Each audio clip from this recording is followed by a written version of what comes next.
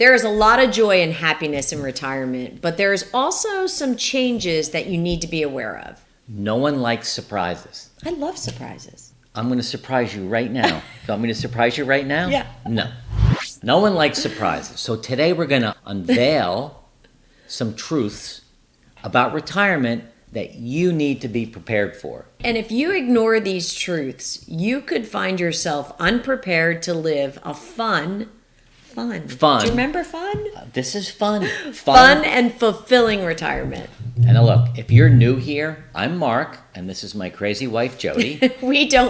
Wow. Yeah, crazy. We don't focus on the financial aspects of retirement, but rather your lifestyle, your health, relationships, and much more. And how to have fun in a marriage in retirement. So if you like this and you like us, please hit the subscribe button and the notification button so you get notified when our new videos come out and we show up like magic. There you go. But before we get into the truths, we want to make sure you stay till the end. We have a compelling story about a client of ours who was in some serious trouble and how he recreated his life and is now absolutely flourishing in retirement. I forgot about that. That's a great story. But here's the thing. First uncomfortable truth about retirement is this. You are responsible for your own retirement. Seems elementary. It does. But listen, boredom can set in. You might lose all or many of your work friends. If you downsize and move, you're going to need to meet new community friends. You need to set your plan and schedule. Your identity's going to change. Don't count on your kids or your friends or your spouse to figure out your retirement. Sure, you're going to do things together, but you got to figure it out yourself. I think the key word in all of that is you. What do you mean? Right? It's all about you because you own your retirement. We hear all the time where there's a couple, someone's still working, someone isn't, they retire together, they don't. You have to figure out some stuff on your own so that you have a path to go forward. You do a lot of stuff on your own, I do some stuff on my own. We're not always together, right? Right. And that's important. True. Yeah, it is important. What else do you want to say on that? Nothing. Now you're making fun of me today. The second uncomfortable truth is, and we don't do any of this, but you do need to get clarity around your finances, right?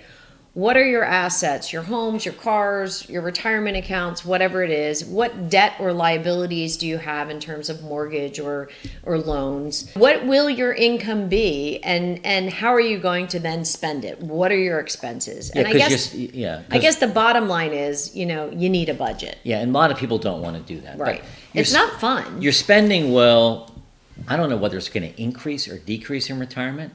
The point is you need to know. Right. And you need to know also what certain major life issues, how they're going to affect your finances. For instance, downsizing. Is it helpful or not? Right now, the real estate market, pretty much everywhere in the U.S., I think is in flux. Right. Prices are way up. So you're gonna have a win when you sell it. But then where do you go? But prices are way up, Right. and it's hard to buy, and now interest rates are way up, higher than they've been in years. Right. And on this topic of finances, you probably have spent 30 or more years accumulating wealth so you could retire. And really, this is now the decumulation phase. It is. It's a time when you don't have a paycheck coming in, but you're dipping into your own assets, Social Security, whatever it might be, to figure out, to live your life. We recently started using a tool that's created by the NewRetirement. We call it the NewRetirement Dashboard. We're going to put a link below. It tracks everything we just talked about and more. So you tie in all your bank accounts and everything else, and you put it in this platform, and you get a dashboard that shows your assets, your expenses, your income, and there's tools in there to help you decide, if I downsize, this is what changes my mortgage and all that. Yeah, I think what's really impactful is you can play with the scenarios. Yeah, right? there's 15 different scenarios in there. You can make scenarios, when to retire, when to downside, when to take Social Security, and it will actually help you. But it gives you clarity on your finances. It is a pretty cool tool. It's cool. So the affiliate link is below in the notes. What's the third one? The third uncomfortable truth is your health is going to decline as you age. We just recently read a book by Dr. Peter Attia called Outlive, which is the science and art of longevity. And really, if you think about it, and in his book he details, 80% of us, age 55 and older, will die from one of these slow diseases: dementia, heart disease, diabetes, or cancer. So that's pretty scary. When It we is read very that, scary. My mom died of 80% of dementia. us? Your mom died of cancer. Cancer, yep. I was pre-diabetic for a while. Now I'm not. I have high blood pressure. So the world has changed a bit. People live longer, but these 4 diseases creep up on us, and it has so much to do with your nutrition, your exercise, your lifestyle. And if I could relive my life and do things differently, maybe I would have. I don't know. But the fact of the matter is, and again, this massive truth is, your muscle mass begins to decline at 50. So you have to be aware of that and do something as much as you can about it. And your bone density. Your bone density also declines at 50. I play golf with a woman who decided to start walking. She increased her bone density over 12 months by walking the golf course 4 days a week, which is about 6 miles every time she does it, by 2.6%.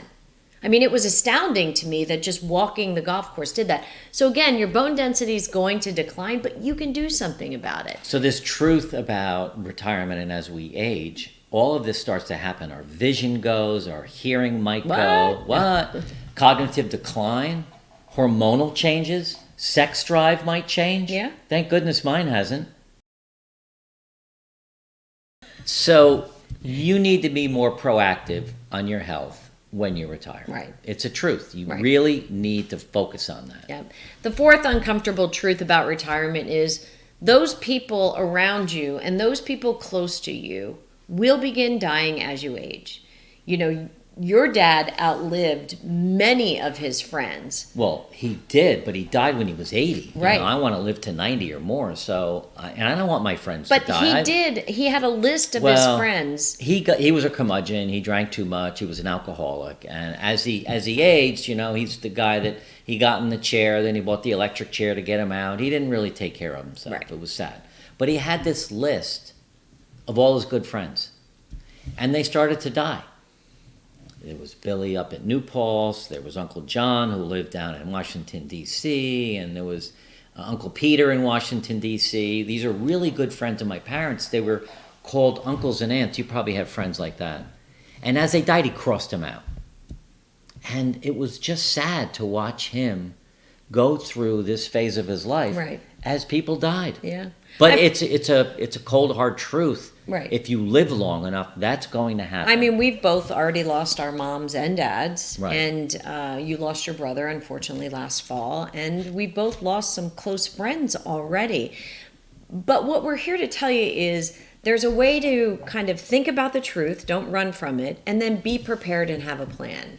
Really learn how to grieve. What works for you? Do you sit in it? You don't ignore it. Do you run through it? What can you do about the grief? Because you are going to lose people at this phase of life. And if you can't do it alone, and many people can't. Right. Join a support group, and have other people help you through this process.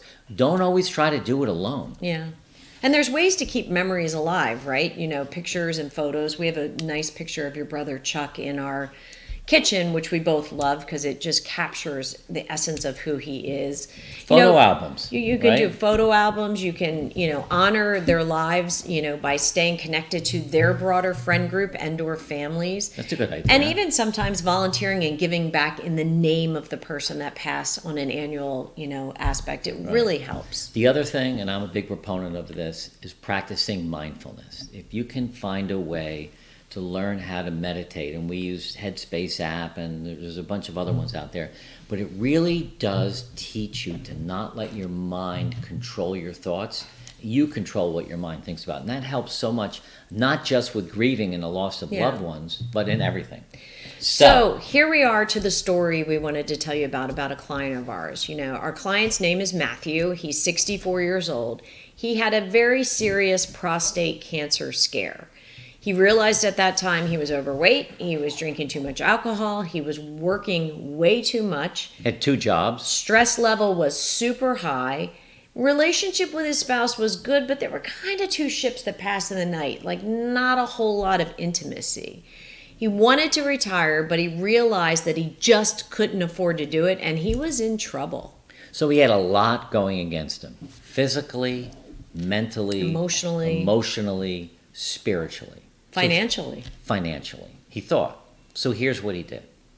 He cut way down on drinking. He didn't give it up, but he cut way down. No drinks during the week, just weekend. He decided to start a new career as a real estate broker, that he could spend 20 or 30 hours a week going forward in his own hours, at his own pace, leveraging his social network to build this second career.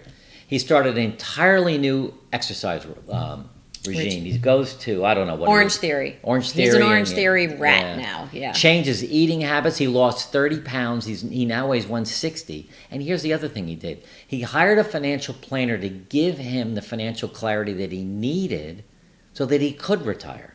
He's now happier, more relaxed, having more fun. He has a newfound relationship with his wife. So it's not all gloom and doom. But, right, you've got to recognize when you're in trouble, right, and then fix it. Yeah, you can't just move through it. You really have to take ownership on those troubling spots of your life. You can't move around it. You can move. You have to move through it and fix it. But listen, retirement is the ultimate phase of life. It's freedom, it's happiness, it's new friend and adventures. But these truths that we just covered can catch you off guard. You know, it's being mindful of your health and your relationships and your finances so you don't find yourself in a bad place making poor decisions. Now, look, we hope you liked this video. And if you did, this next one, prioritizing your mental health in retirement. 3 things you need to do to focus on your mental wellness. In this video, we show you how to create a vision for your mental health and then picking habits and routines to get you there. So watch this next.